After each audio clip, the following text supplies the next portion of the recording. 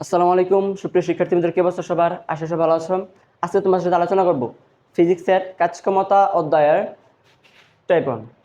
মানে তোমাদের গত ক্লাসে, এই ক্লাসটা মেকানিক্যাল ক্লাসে তোমাদের জন্য চতুর্থদের প্রত্যেকটা সূত্র নিয়ে আলোচনা করেছিলাম। তাদের একক এই মানে এম দিয়ে কি, জি দিয়ে কি, এক কথা সব টোটাল ওই ক্লাসের সূত্র শেষ। ওই সূত্র সমন্বয়ে আজকে আমি তোমাদের একটা অঙ্ক করে বসে হচ্ছে টাইপ 1।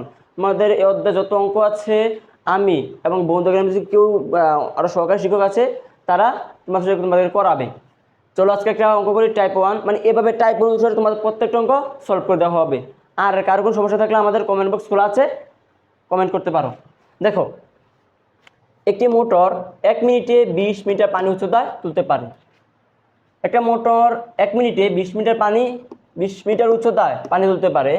মোটরটি নষ্ট না হয়, মোটরটি নষ্ট সম পরিমাণ পানি, মানে 1 মিনিটে যে 1 মিনিটে যে পানিটা তুলছে, আবার মোটরটি নষ্ট সম পরিমাণ পানি তো 48 কেজি ভরের কোনো ব্যক্তি 20 কেজি পানি ধারণ ক্ষমতার কোনো পাত্র নিয়ে 2 মিনিটে সমান উচ্চতায় ওঠে। মানে কথা কি বলছে দেখো, মানে একটি মোটর 1 মিনিটে যতটুকু পানি তোলে 48 কেজি ভরের 48 কেজি ভরের কোনো ব্যক্তি 20 কেজি পানি 2 মিনিটে তুলতে পারে। মনে করো একটি মোটর 1 মিনিটে যতটুকু পানি তোলে, একজন ব্যক্তি ওই পানিটাই আবার 2 মিনিটে তুলতে পারে সমপরিমাণ পানি। এখানে ভর দেওয়া আছে দেখো, মনে করেন কইছে আবার প্রশ্নবিতে কইছে সর্বোচ্চ উচ্চতায় পানিপূর্ণ পাত্র সহ ব্যক্তির বিভব শক্তি কত নির্ণয় করো। এখন হচ্ছে বিভব শক্তি কথা হচ্ছে। বিভব শক্তি সূত্র কি আমরা জানি, গত ক্লাসে নিয়ে আলোচনা করেছিলাম। তোমরা যদি কেউ এই ক্লাসটা করো, আমার মনে হয় বুঝতে কম হবে যদি তোমরা আগে ক্লাসটা না করো। কারণ আগে সূত্র যে পারে না ফিজিক্স তার জন্য না। দেখো মানে বলছি বিভব শক্তি হতো, বিভব শক্তি সূত্রটা আমরা কি জানি?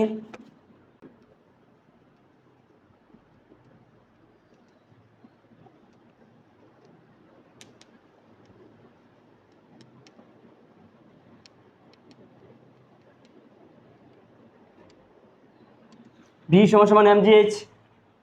বিভব শক্তি সূত্র কি? ভি সমান সমান mgh। ভি দিয়ে হচ্ছে বিভব শক্তি, এম দিয়ে হচ্ছে ভর, আর জি দিয়ে হচ্ছে অভিকর্ষ ত্বরণ, আর এ দিয়ে হচ্ছে উচ্চতা।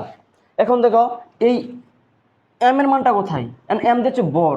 দেখো এখানে কয়টা ভর দেওয়া আছে? একটা আছে ব্যক্তির ভর দেওয়া আছে, একটা পানির ভর দেওয়া আছে, আবার একটা পাত্রের ওজনের ভর দেওয়া আছে। কয়টা ভর? 3টা ভর।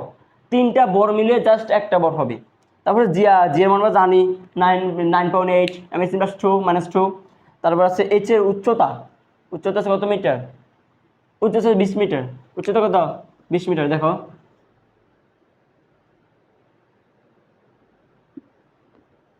এখানে ব্যক্তির ভর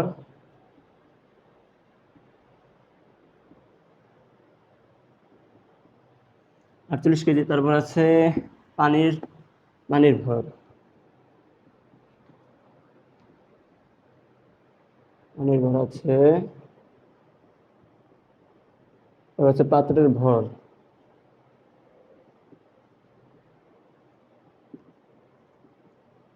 মোট ভর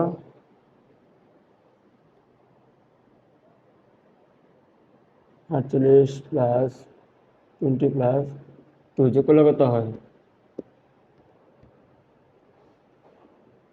70 কেজি। কত হয়? হ্যাঁ, 70 কেজি। না না, এটাতেই পাবো। তারপর আছে জি এর মান হচ্ছে আমরা জানি, জি এর মান হচ্ছে জি এর মান জি এর মান হচ্ছে অভিকর্ষ ত্বরণ 9.8 m/2। আর আছে এইচ এর মান, এইচ এর মান হচ্ছে এইচ এর মান উচ্চতা হচ্ছে 20 মিটার। আশা করি বুঝছো তোমরা। এখন দেখো এই এই প্রত্যেকটা মানের সমন্বয়ে আমি অঙ্কটা করব। এখন দেখো এম আছে, এম এর মান কত আছে?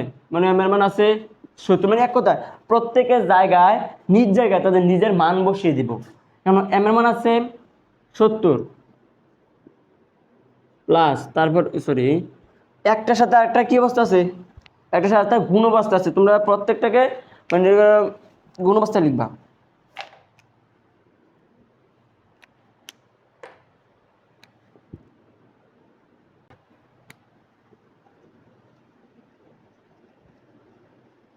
দেখো এম এর মান আছে 70 জি এর মান আছে 9.8 আর এইচ এর মান আছে 20 মিটার। এখন এটা ক্যালকুলেশন করো।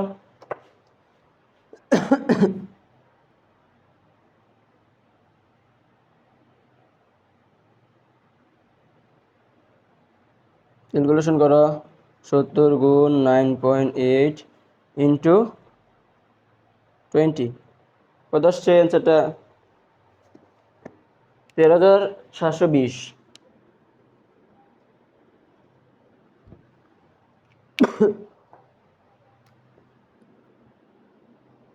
13,720।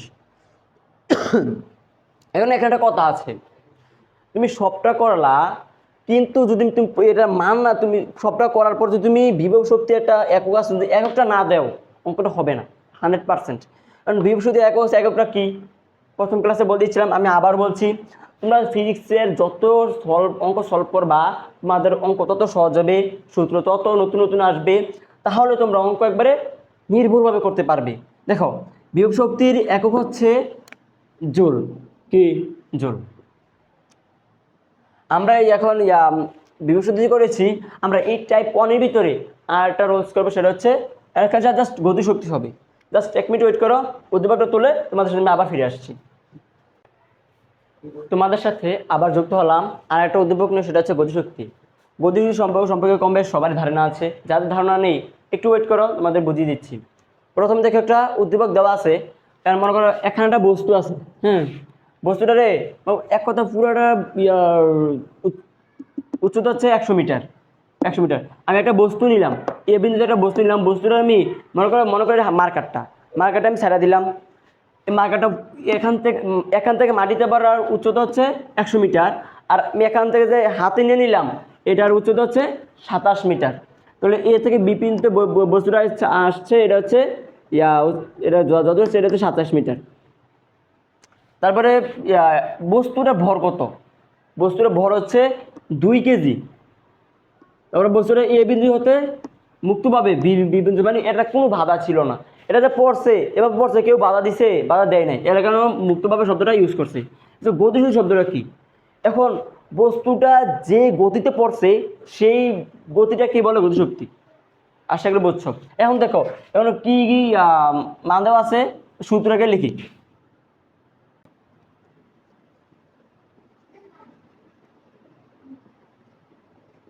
আমরা জানি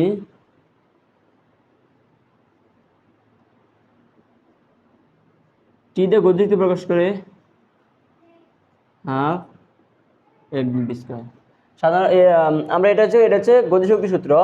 এখন দেখো এখানে এম এর মান, এম দিয়ে হচ্ছে ভর হচ্ছে কত কেজি? 2 কেজি। বি স্কোয়ার, এটা কি বি স্কোয়ার দিয়ে বি এর মান আছে? বি এর মান তো নাই এখানে। এটা হচ্ছে ইয়ার মান, এইচ এর মান, এখন এইচ এর দরকারও নাই, ঠিক আছে। এখন বি স্কোয়ার মানটা বাইর করা লাগবে। বি স্কোয়ারটা সূত্র লিখে দিয়েছিলাম, সূত্র হচ্ছে ইউ স্কোয়ার প্লাস 2GH।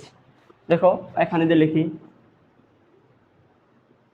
মানে এম দিয়েছে ভর হচ্ছে কত কেজি? 2 কেজি। এখন বি স্কোয়ারের কোনো মান নেই বিধায় এখানে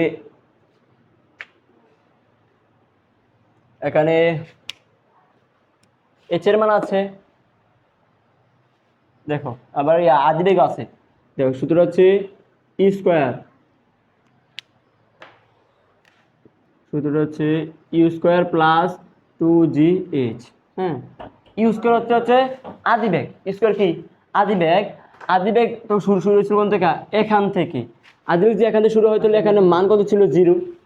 মান কত ছিল? 0। তাহলে আদিবেগ কত? 0। আদিবেগ স্কোয়ার আসলো প্লাস 2। জি হচ্ছে অভিকর্ষ ত্বরণ মান হচ্ছে 9.8 ইন্টু এইচ উচ্চতা এটা হবে না, উচ্চতা এ বিন্দু হতে বি বিন্দুতে বস্তুটা আসছিল, তাই উচ্চতা হচ্ছে 27 মিটার। 27 মিটার।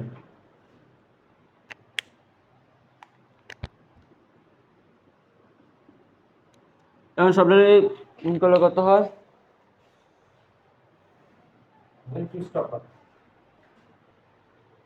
দেখো ক্যালকুলেটর আমরা মান পেয়েছি হচ্ছে 529.2।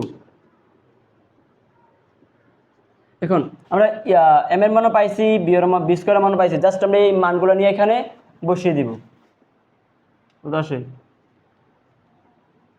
এম এর মান হচ্ছে কেজি লেখার দরকার নাই, বি স্কোয়ার মান হচ্ছে 529.2,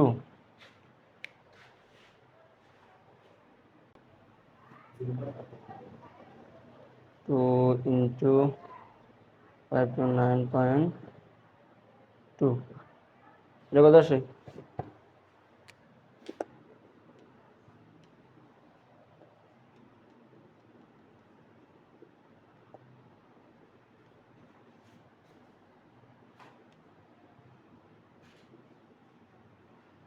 আবার এটা যদি দুইটা ভাগ দিই, ভাগ দিলে হবে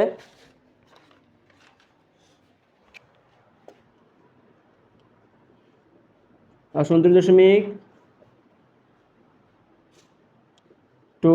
এখন গতিশক্তির একক কি? গতিশক্তির একক হচ্ছে জুল, সেম। এটা হচ্ছে আমাদের অ্যান্সার। সবশেষে একটা কথা বলবো, তোমরা যারই ক্লাস করো না কেন, যেখানে ক্লাস করো না কেন, ক্লাসটা সম্পূর্ণ মনোযোগ দিয়ে করবা। এই বলে আজকে বিদায় নিচ্ছি। আসসালামু আলাইকুম।